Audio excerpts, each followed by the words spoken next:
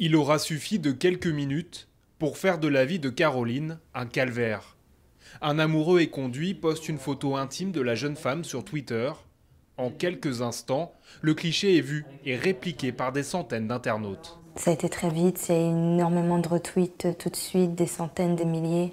J'ai eu énormément d'insultes de la part de centaines de personnes.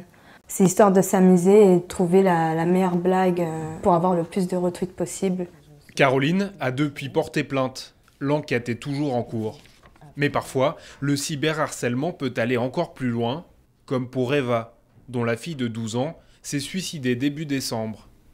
Elle était alors la cible d'un enfant de son âge sur Facebook. On était sûr et certain que s'il y avait eu le moindre problème, d'ailleurs on en a parlé souvent, qu'elle nous en aurait parlé tout simplement et qu'on l'aurait vu, ne fût-ce que vu. Mais on n'a rien vu, rien décrypté, rien. Les enfants, maintenant, dès leur plus jeune âge, bon, à 7 ans, ils ont déjà un portable.